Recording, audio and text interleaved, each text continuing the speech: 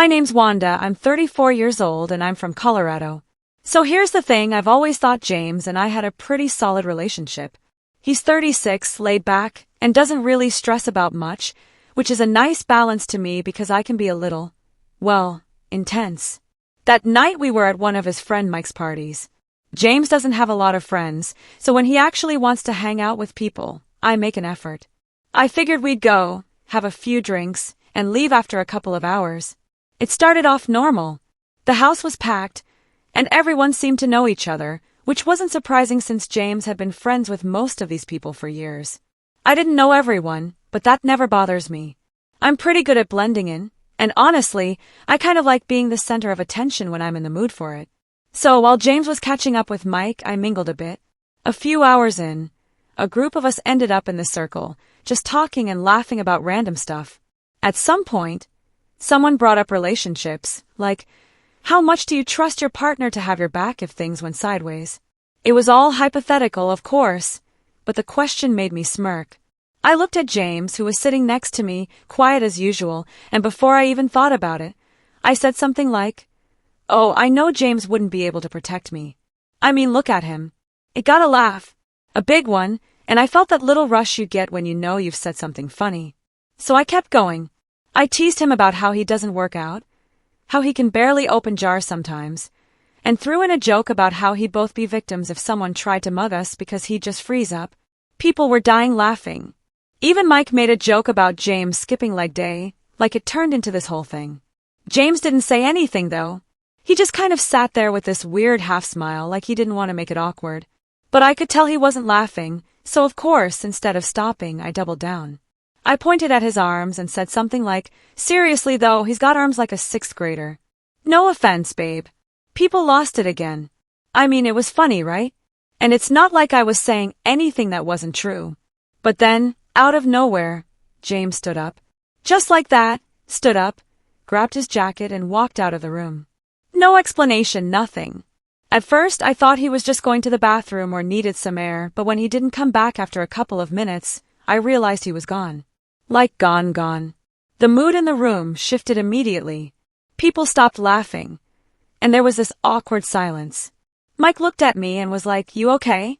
That was kind of harsh, which threw me off because, in my head, it was just a joke. A joke.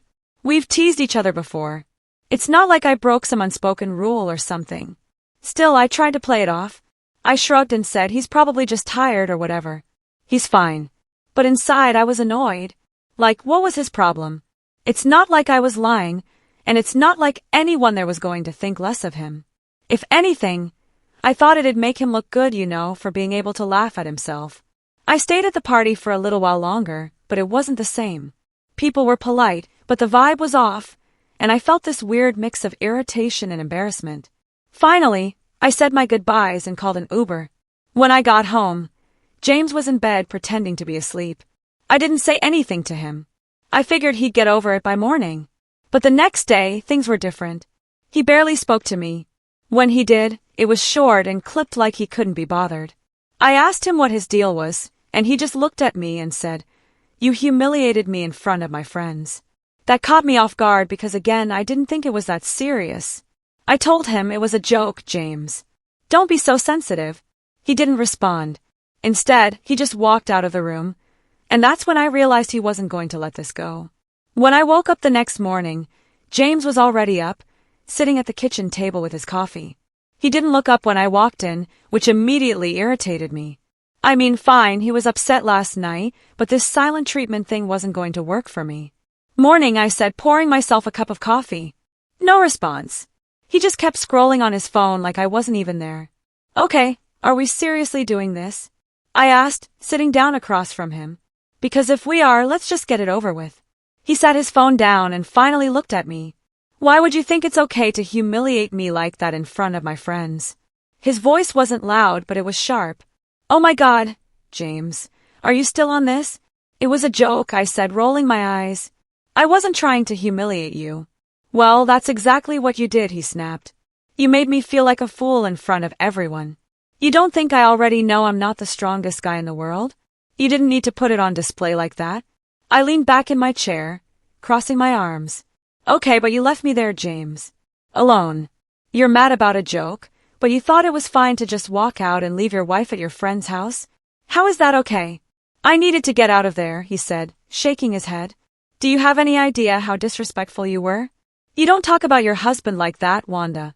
Especially not in front of other people. It's like you were trying to embarrass me. I let out a short laugh, more out of frustration than anything else. James, it was teasing. Everyone was laughing. It's not like I stood up and gave a speech about how you're a failure. And honestly, walking out like that didn't exactly prove me wrong. You left me there to Uber home, like some random person. What kind of man does that? His face turned red, and I could see him clenching his jaw. You don't get it, do you?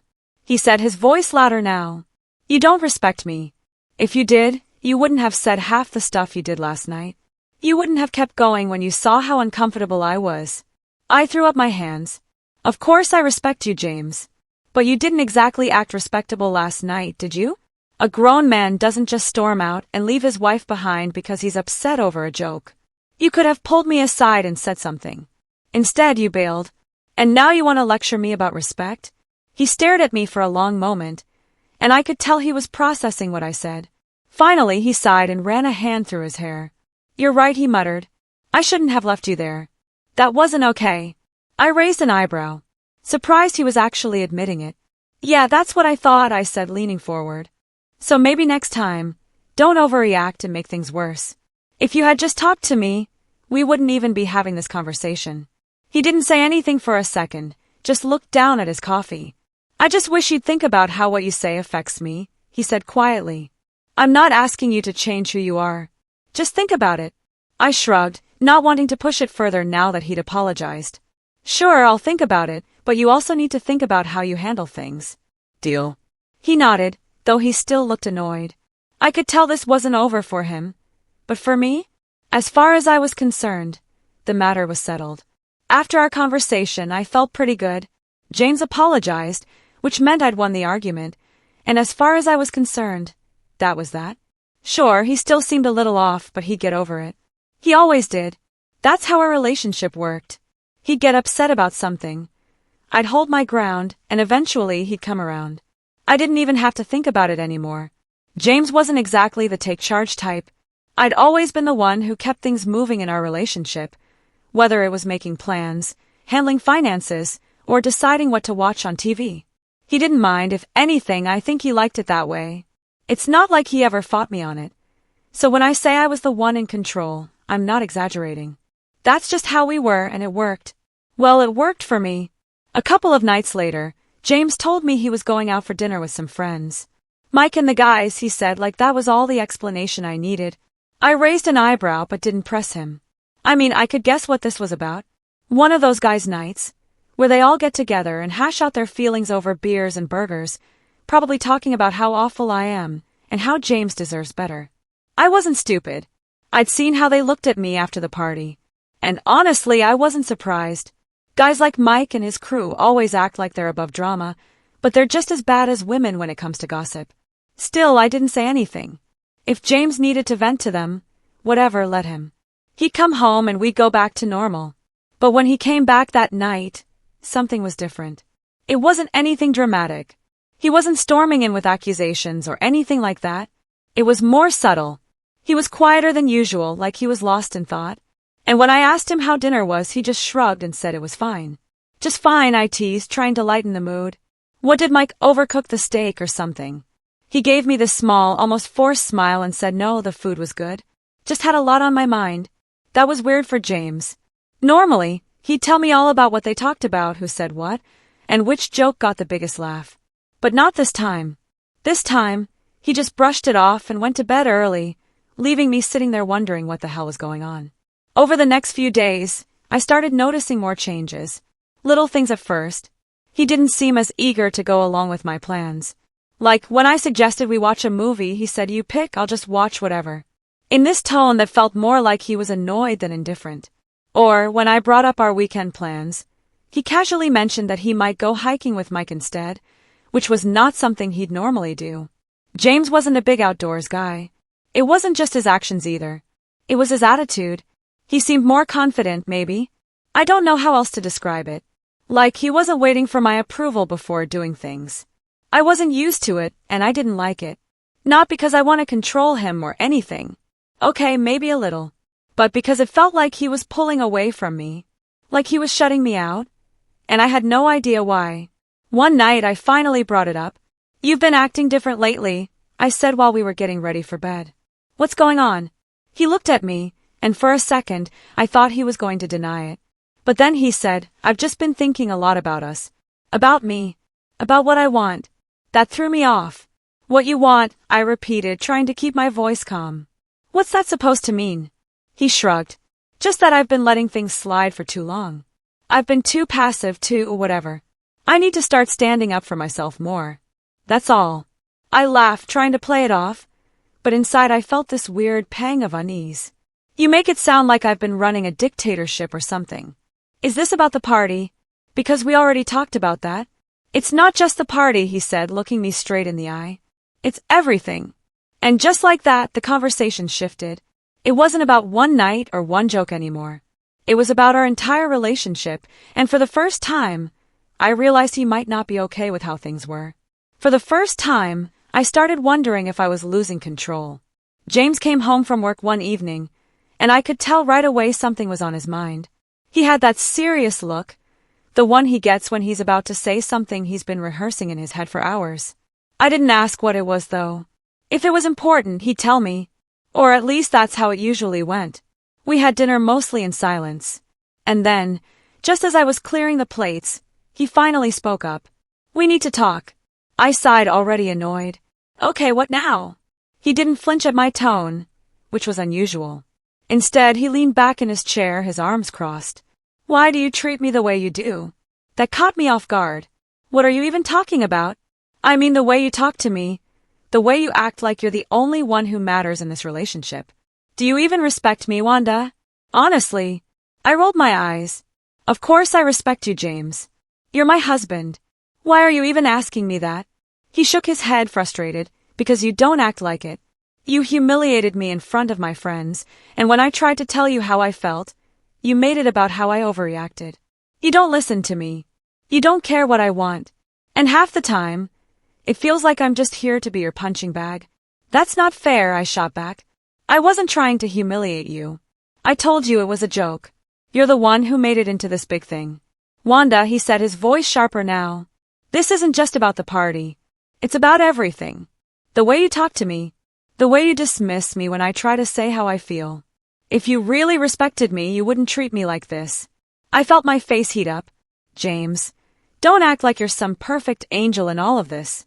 You don't stand up for yourself. You let me handle everything. And now you want to sit here and act like I'm the bad guy? Maybe if you stepped up more, I wouldn't have to take charge all the time." "That's not an answer," he said, cutting me off. "Why did you even marry me if you don't respect me? Was it convenience because I was a safe choice? Or was there something else? Because I'm starting to think I'm not the person you actually wanted to marry." I froze. The words hitting me like a slap. "That's ridiculous," I said quickly. "You're twisting this into something it's not." "Am I?" he challenged, his voice rising now. "Because the way you treat me doesn't feel like love, Wanda. It feels like I'm just here. Like I'm not enough for you.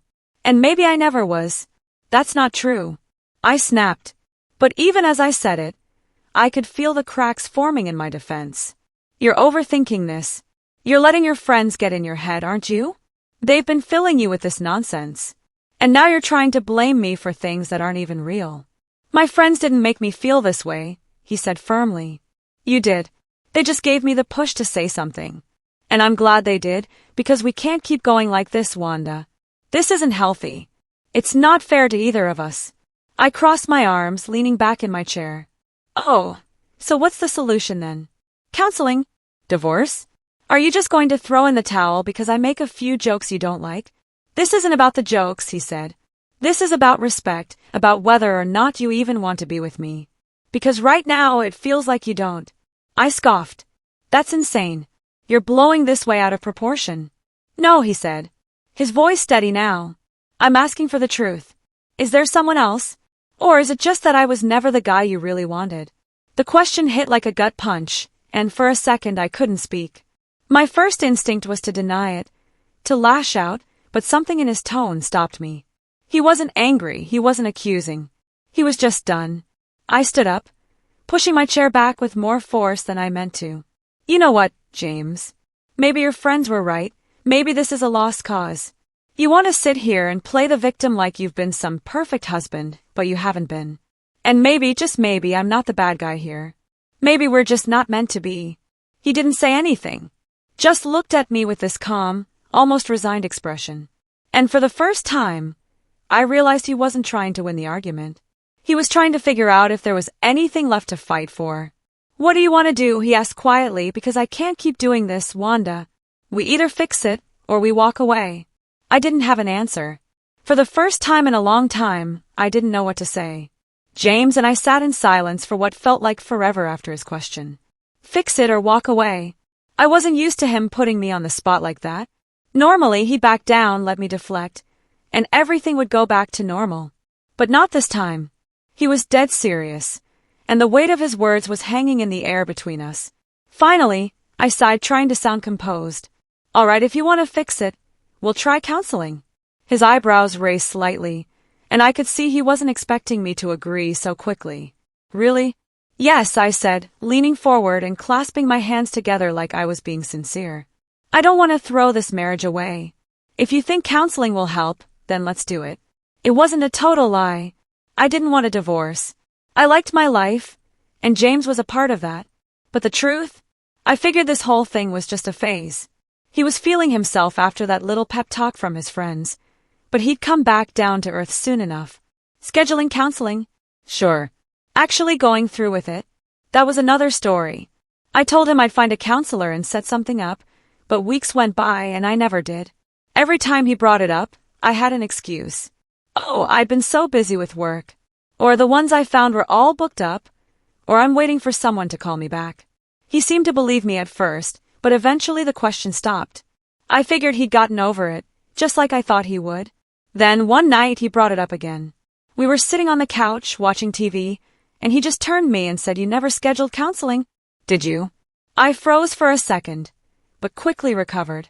I told you. I've been trying. It's not as easy as it sounds, James. Don't lie to me, he said. His voice calm but firm. You never planned to do it, did you? I rolled my eyes, immediately defensive. Oh, come on, James. Don't act like I don't care about this marriage. I said I'd do it, and I will. No, he said, cutting me off. You won't, and you don't care. Not enough anyway. If you did, we wouldn't even be here right now. Here we go again, I muttered, crossing my arms. Why do you always have to make me the bad guy? Because you won't own up to anything, he snapped, his voice rising. You don't respect me, Wanda. You don't even take this seriously.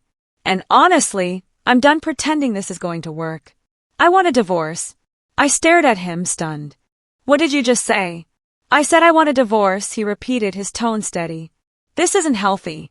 You don't respect me, and I can't be with someone who doesn't even want to try to fix things. I laughed, but it was more out of disbelief than anything else. You're not serious. I am, he said, looking me dead in the eye. I've been serious for a while now. I just needed to make sure this isn't fixable. And it's not. You're being ridiculous, I said, shaking my head. You're just mad right now. You'll calm down and see how stupid this is. No, Wanda, he said firmly. I'm not mad. I'm clear. I deserve better than this. That's when it hit me. He wasn't bluffing. He wasn't trying to make a point or win an argument. He meant it. He wanted out. And I panicked. Are you kidding me? I snapped, standing up and glaring at him. You want a divorce? After everything I've done for you? After all the years I've put up with you being weak and passive and… Stop, he said sharply, but I ignored him. No, you're going to hear this, I said, my voice getting louder. You're pathetic, James. You've always been pathetic. You let me walk all over you for years, and now suddenly you think you're some big man because your little friends told you to grow a backbone? You're a joke. Wanda. No, I shouted, tears streaming down my face now. I wish I never married you. You're an embarrassment. A fragile, weak excuse for a man. You can't even handle a little joke without running to your friends like a child. And now you think you're better than me? By the time I finished, I was shaking, my chest heaving with emotion. But as the words hung in the air, I realized something. There was no one else to blame. Not James, not his friends, not anyone. Just me. He stared at me for a long moment, his expression unreadable. Then he stood up and walked to the door. You don't have to say anything else, he said quietly. I'll stay at Mike's for now. You can call me when you've had time to think about what you really want. And just like that, he was gone. For the first time in our entire relationship, I wasn't the one in control. And for the first time, I didn't know if I wanted him to come back. Weeks went by. After James told me he wanted a divorce, he stayed at Mike's place most nights, but came back to the house every few days to pick up clothes or sort through his stuff. Every time I saw him, it felt like he was someone else entirely. He didn't look at me the same way, didn't speak to me with any warmth. It was like I was a stranger to him, and it killed me. I tried to make small talk when he came by, anything to break the coldness between us, but he kept it short and polite, like he was talking to a coworker he barely knew. The minute he left, I'd fall apart. I'd sit on the couch and cry, wondering how things had gotten so bad so fast. But as much as I hated the situation, I couldn't bring myself to take any real responsibility for it. I told myself it was his fault that he'd let his friends poison his mind against me. That's what I had to believe to keep myself from drowning in regret. When the divorce was finalized, it was as fair as it could have been. No one got screwed over, and neither of us walked away with more than the other. I kept the house, he kept the car, and we split the savings evenly. But it didn't feel like a win. It felt like losing a part of myself that I couldn't get back. After the papers were signed, James stopped coming around altogether. I'd see updates on his Facebook page every now and then. Pictures of him smiling with Mike and the guys, or hiking in places I didn't even know he liked.